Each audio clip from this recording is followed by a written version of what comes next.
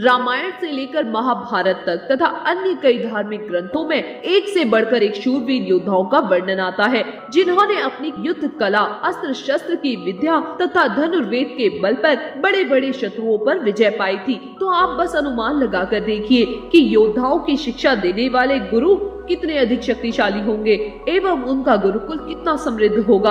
आज हम ऐसे ही 7 गुरुओं के बारे में इस वीडियो में जानेंगे, जिनके बल, शक्ति और तेज का कोई तोड़ न था, और इनमें से कौन सबसे शक्तिशाली था। यह जानने के लिए इस वीडियो को अंत तक अवश्य देखें और चैनल को सब्सक्राइब करना मत भूलिएगा। नंबर 1 पर आते हैं गुरु द्रोण। गुरु द्रोणाचार्य महर्षि भारद्वाज के पुत्र एवं देवताओं के गुरु बृहस्पति जी के अवतार थे। भारद्वाज ऋषि के आश्रम में उन्होंने संपूर्ण वेदों का अध्ययन किया। गुरु द्रोण परशुराम जी, महर्षि अग्निवेश, अगस्त्य और स्वयं नारायण से हर प्रकार की शिक्षा एवं अस्त्र शस्त्र प्राप्त किए थे।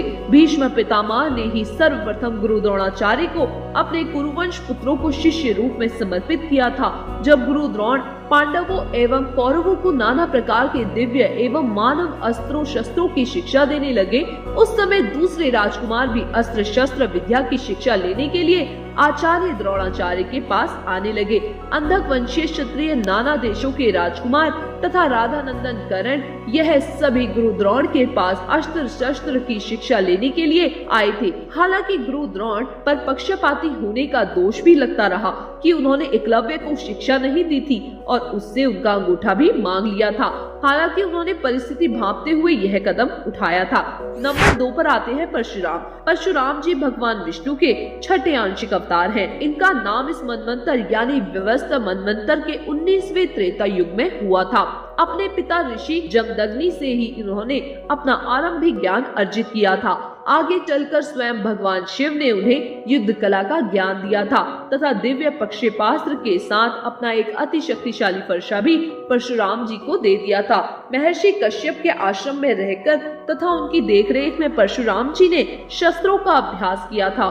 भगवान दत्तात्रेय से भी परशुराम जी को अद्वितीय ज्ञान प्राप्त हुआ था। महाभारत काल में परशुराम जी ने गुरु द्रोणाचार्य, सूर्यपुत्र कर्ण, पितामह भीष्म, रुक्मी आदि जैसे योद्धाओं को शिक्षा दी थी। तीसरे नंबर पर आते हैं गुरु बृहस्पति। बृहस्पति जी को देवताओं के गुरु के रूप में जाना जाता है। बृहस्पति जी ने धर्म शास्त्र, नीति शास्त्र, अर्थशास्त्र और वास्तु शास्त्र पर ग्रंथ लिखे थे। इन्हें ग्रह पुरोहित भी कहा गया है, जिनके बिना यज्ञ सफल नहीं होते। यह अपनी प्रतिष्ठा से देवताओं को उनके यज्ञ भाग प्राप्त करा देते हैं। असुर यज्ञ में विघ्न डालकर देवताओं को भूखे मार देना चाहते थे।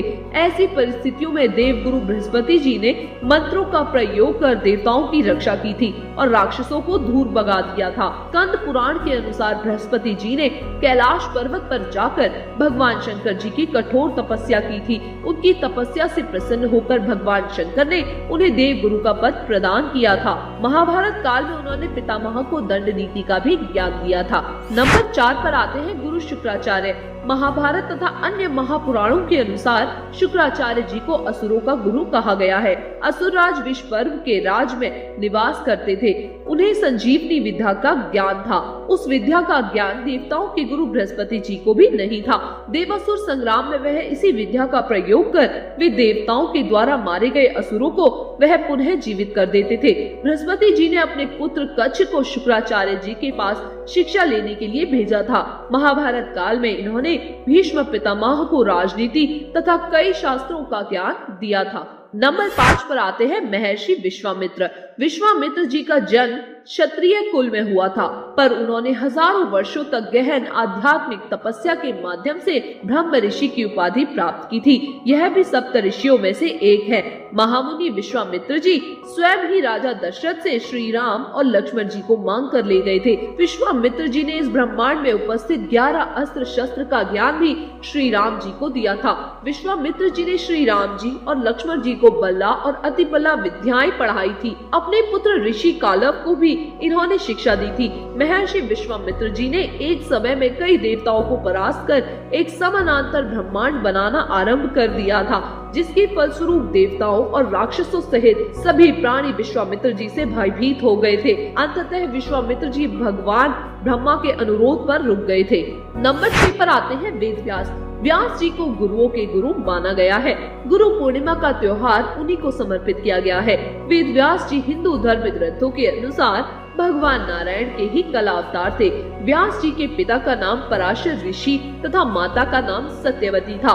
वेदों का विभाजन करने के कारण ही व्यास जी वेद व्यास जी के नाम से विख्यात हुए। प्रत्येक द्वापर युग में भगवान विष्णु और व्यास जी के रूप में अवतरित होकर वेदों के विभाग प्रस्तुत करते हैं। इस प्रकार 28 बार वेदों का विभाजन किया गया। पहले द्वापर युग में स्वयं ब्रह्मा वेद व्यास हुए, दूसरे में प्रजापति, तीसरे में शुक्राचार्य, चौथे में बृहस्पति वेद व्यास हुए। इस प्रकार 28 बार अलग अलग व्यक्ति व्यास बनते हैं। व्यास का अर्थ है संपादकीय और यह एक उपाध्याय। पुराणों में 18 विवादों का उल्लेख है जो ब्रह्मा विष्णु जी के अवतार कहलाते हैं। एक पृथ्वी पर विभिन्न युगों में वेदों की व्याख्या उपचार करने के लिए होते हैं और यही पुराणों के व्यवस्थापक भी हैं। महाभारत महाग्रंथ की रचना वेद व्यास जी ने ही की थी। ब्रह्मा जी की प्रेरणा से व्यास जी ने ऋग्वेद, यजुर्वेद, सामवेद और अथर्ववेद को क्रमशः अपने शिष्य काल जैमिनी, वैशंपायन और सुमंतु मुनि को पढ़ाया था। सुखदेव भी इनके परम शिष्य थे। नंबर 7 पर आते हैं महर्षि ऋषि वशिष्ठ जी। वशिष्ठ जी वैदिक काल के विख्यात ऋषि थे। यह ब्रह्मा के मानस पुत्र के रूप में उत्पन्न हुए। वशिष्ठ एक शब्द ऋषि हैं। राजा इक्ष्वाकु ने वशिष्ठ जी को गुरु बनाकर उनके उपदेश से ही अपना पृथक राज्य और राजधानी अयोध्यापुरी बनाई। तब से वशिष्ठ प्रायः वहीं रहने लगे। महर्षि वशिष्ठ ने इक्ष्वाकु और निमि से अनेक यज्ञ कराए थे। वशिष्ठ जी की प्रेरणा से ही भागीरथ माँ गंगा को धरती पर ला रहे थे। संतानहीन राजा दिलीप ने ऋषि वशिष्ठ से प्राप्त गौसेवा की विधि से रघु जैसे प्रतापी पुत्र को पाया था, जिनके नाम पर सूर्य वंश कालांतर में रघुवंश नाम से प्रख्यात हुआ। यह राजा दशरथ के माननीय ऋत्विज थे। इन्हीं की प्रेरणा से राजा दशरथ ने पुत्र यष्टि यज्ञ कराया था। इनके गुरुकुल में ही श्री राम, लक्ष्मण, भरत और शत्रुघ्न की प्रारंभिक शिक्षा हुई थी। राजा हरिश्चंद्र भी इनकी प्रिय शिष्य थे। राम कथा के अंत में ही इन्हीं के परामर्श पर श्री राम ने अश्वमेध यज्ञ कराया था। वशिष्ठ जी वेदों और कलाओं के ज्ञाता थे। वह ऋग्वेद के समूचे 7वें मंडल के अधिष्ठाता ऋषि हैं। महर्षि वशिष्ठ जी का योग ब्रह्म तेज अत्यंत अद्भुत। इसी के बल पर ही उन्होंने विश्वामित्र जी को पराजित किया था। इसके अतिरिक्त गुरु में वाल्मीकि जी, महर्षि अगस्त्य और महर्षि भारद्वाज जी का भी माननीय उल्लेख आता है। आज की वीडियो में बस इतना ही। धन्यवाद।